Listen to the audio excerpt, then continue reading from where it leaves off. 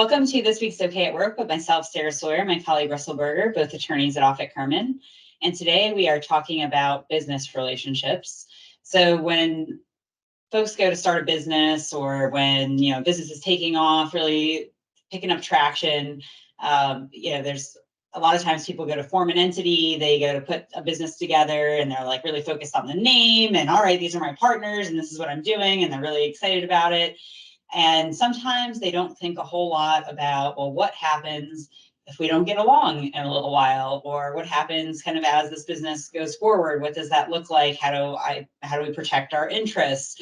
And there's a lot of different ways to do that, and a lot of different ways those things can play out. So what are some things that people, when they start a business, Russell, should be thinking about as it relates to those relationships?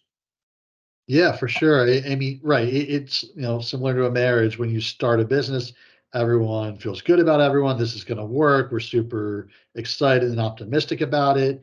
And we downplay the risk of it not going well.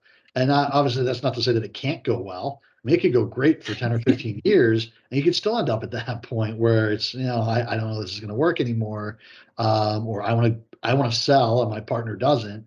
So one of the things that I think is really important for entrepreneurs to do, especially as they're starting off and the business is still growing, is to put some sort of operating agreement, stockholder agreement, what have you, in place, and so that it delineates, okay, well, if this happens, this is how we're going to deal with it, and you can agree to kind of what that exit is going to look like up front.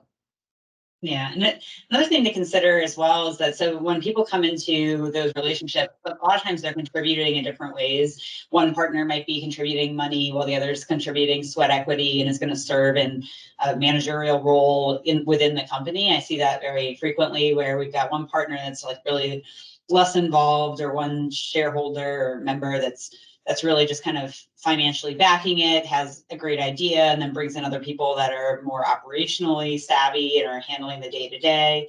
So there is often like this intersection between that as well, as far as making sure that everyone's clear on what the contributions are going to be and what that looks like if things start to go wrong. So what if the more silent shareholder is not happy with the person serving as a CEO who's also got equity in the company? There can be things like that where it can be a little bit more complicated about, well, how do I get rid of someone who's serving as a CEO but also owns the company? So those things can be where things can really get tricky.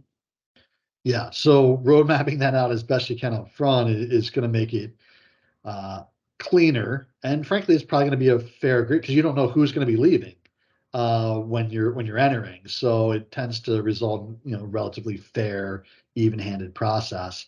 Along those same lines, another thing to think about is when I think when a business is starting off, people are just doing the work and figuring it out.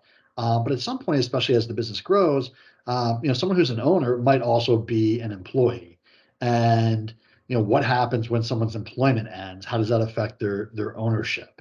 That's something that again should be spelled out in advance, as well as the situations that oftentimes whether someone's terminated for cause or not for cause, that can have different outcomes in terms of repurchasing ownership interest and the consequences on the equity side. So again, it's just important to think about these things, delineate them, define them, and get that roadmap in place, sooner rather than later. Yeah. Another question that comes up too, when you're putting that roadmap in, is also, well, what happens if someone dies or just disabled or something happens to them? So that's another one to really be thinking about, and another reason to have a good roadmap and a good agreement in place.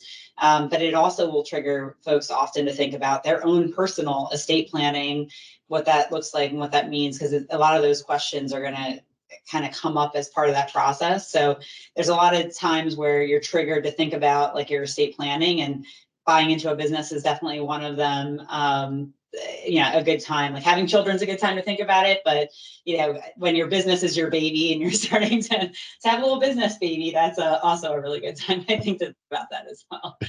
Well, I think we've run the marriage and family metaphor to the ground here with the business baby. Yes. Hashtag business baby. Well, thank you, Russell, and we'll see you next time.